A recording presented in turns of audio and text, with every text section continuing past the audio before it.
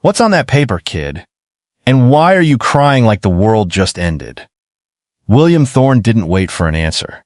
He didn't even wait for his security detail to open the door of the heavy black SUV. He stepped out into the biting New York slush, his $4,000 wool coat immediately catching the damp chill. On the sidewalk, huddled against the brick wall of the toy kingdom, sat a boy. He looked small, too small for the weight of the grief he was carrying. In his trembling blue-tinted fingers, he gripped a crumpled yellow receipt as if it were a lifeline. "Go away," the boy choked out, his voice cracking. "The man said if I didn't leave, he'd throw this away. It's all I have left." William's eyes narrowed. He was a man who had built an empire by reading people's secrets before they spoke them. He took the paper from the boy's hand. It wasn't a demand for money. It wasn't a flyer.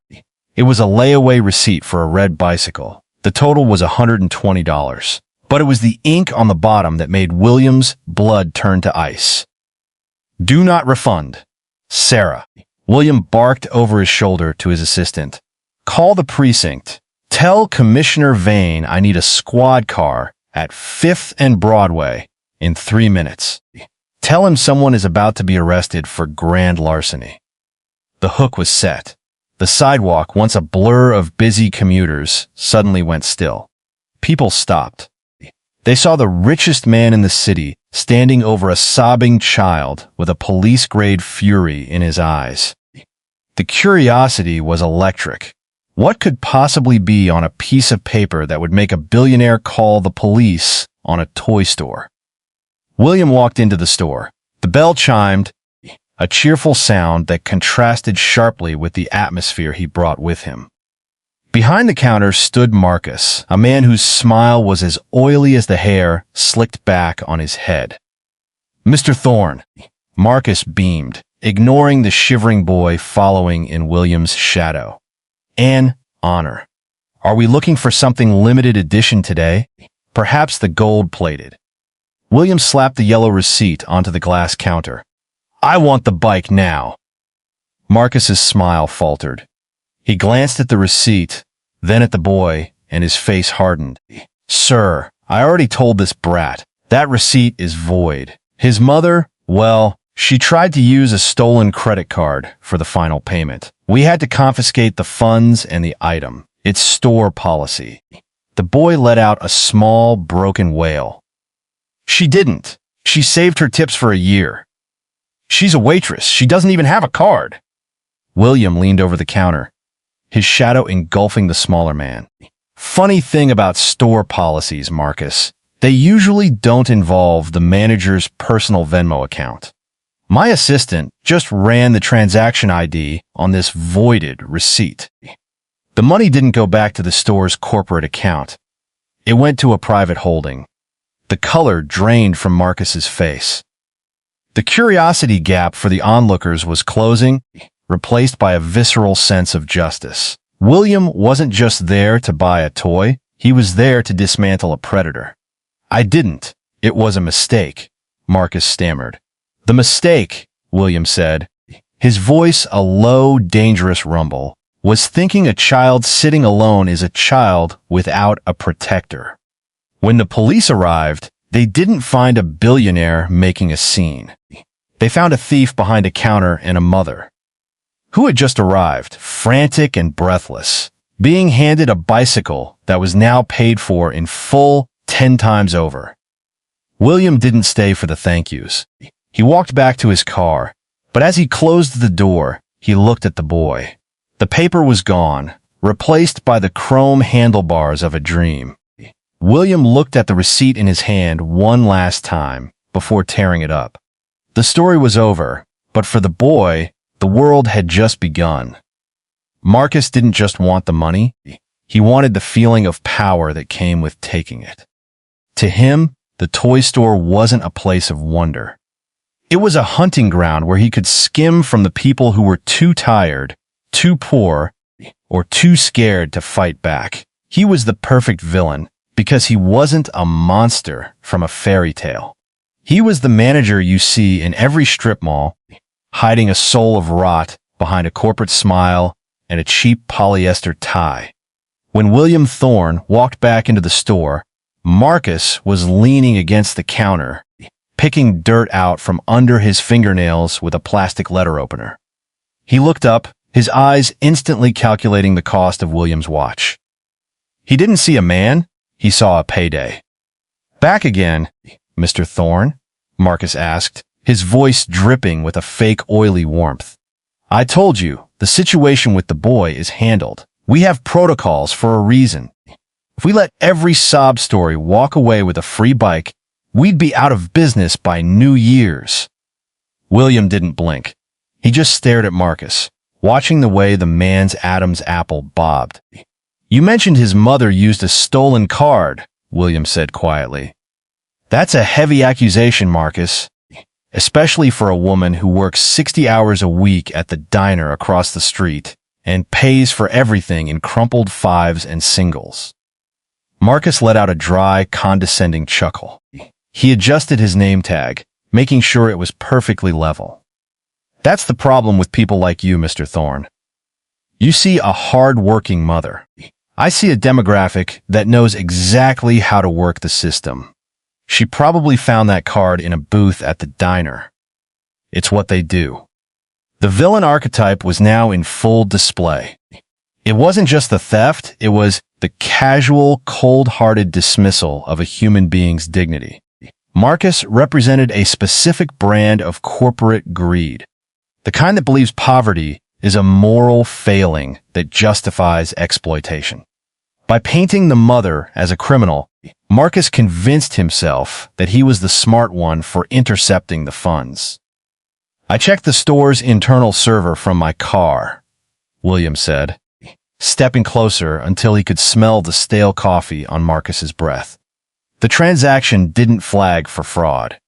It flagged for a manual override. Someone went into the system at 4:15 p.m., marked the layaway as abandoned, and then re-entered the $120 as a miscellaneous store credit. A credit that was used 5 minutes later to purchase a high-end drone. A drone that is currently sitting in the trunk of that silver sedan in the employee lot. "Your sedan, Marcus?" The smirk on Marcus's face didn't just fade, it curdled. The air in the store grew thick with the audience's unspoken resentment. This was the moment every viewer waited for. The moment the bully realizes the person they are picking on has a much bigger brother. "You think you're a genius, don't you?" Marcus hissed, his voice losing its corporate polish and turning sharp and ugly. "You're a billionaire. You spend $120 on a bottle of water. Why do you care? That kid doesn't need a bike. He needs to learn how the world works. The world takes Thorne. I'm just taking my turn." "The world doesn't take Marcus," William replied, his voice a low, terrifying calm. "People like you take. And people like me, we make sure you give it all back. With interest." William turned to the security camera mounted in the corner. "I bought this franchise 10 minutes ago, Marcus, which means that camera footage, that server log, and that silver sedan belong to me. You aren't just a thief, you're a thief who just stole from his new boss." The justice was swift. As the police entered the store, Marcus tried to play the victim, shouting about entitled billionaires and legal technicalities. But as the handcuffs clicked shut over his gold watch, the resentment the audience felt turned into a soaring sense of triumph. Marcus wasn't just a manager losing a job. He was the embodiment of greed finally meeting a force it couldn't bribe or bully. William watched them lead Marcus away, then turned to the boy waiting at the glass door. The villain was gone, and for the first time in 3 months, the store actually felt like it belonged to the children again. The contrast was sharp enough to draw blood. Outside, the world was a palette of bruised purples and slate grays. The New York rain wasn't falling, it was attacking, turning into a freezing slush that soaked through the thin fabric of a 7-year-old's hoodie. Leo sat on a crate, his small body vibrating with a rhythmic, bone-deep shiver. His world was defined by the scent of wet asphalt, the stinging wind on his cheeks, and the agonizing weight of a crumpled yellow receipt that felt like a tombstone for his hopes. Then there was William Thorne. William stepped out of his climate-controlled SUV, a bubble of warmth and luxury. His coat was woven from the wool of animals most people couldn't name, and his eyes were as cold as the ice under his boots. He lived in a world of marble, glass, and ironclad contracts. To him, emotions were variables that cluttered a balance sheet. He approached the boy not out of pity, but out of a sudden, inexplicable curiosity, a glitch in his usual cold programming. "You're freezing, kid," William said. His voice was a dry rasp, devoid of comfort. Leo didn't look up. He just gripped the paper tighter. "It doesn't matter. The bike's gone." The man said the paper is just trash now. William looked at the boy, vulnerable, trembling, and utterly defeated, and then at the glowing, golden sanctuary of the toy kingdom, just 3 feet away. The sensory shift was immediate as William grabbed the boy's arm and pulled him toward the heavy brass doors. As the doors swung open, the cold billionaire and the vulnerable child stepped into a different universe. The transition was violent. The biting wind was replaced by a blast of cinnamon-scented heat. The gray slush was gone, replaced by vibrant reds, dazzling golds, and the sparkling glitter of 1,000 artificial stars.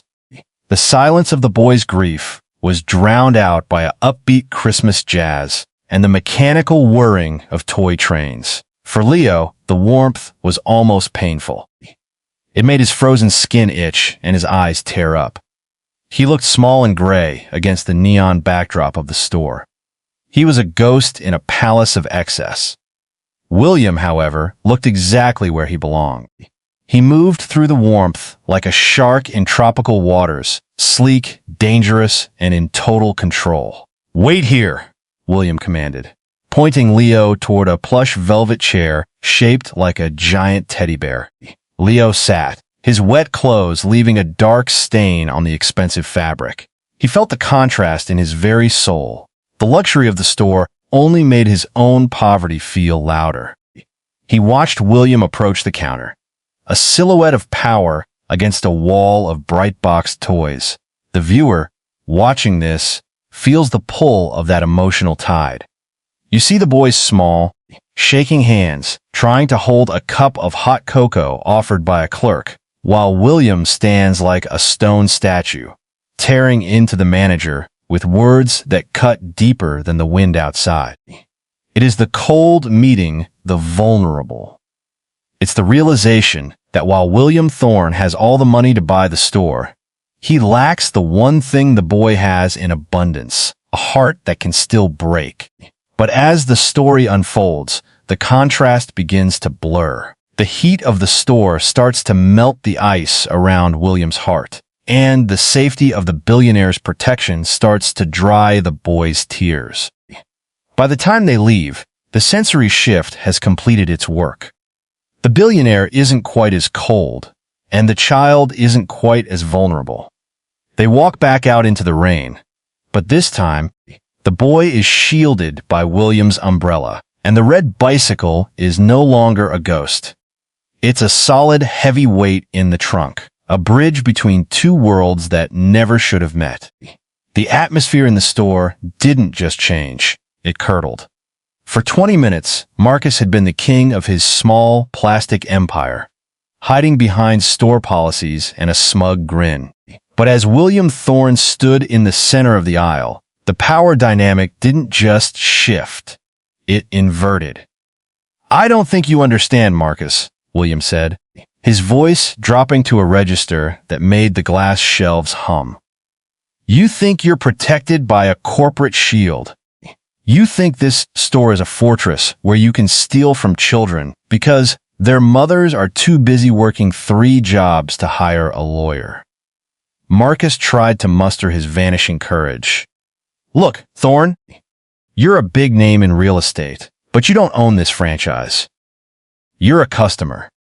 A wealthy one, sure, but you have no authority here.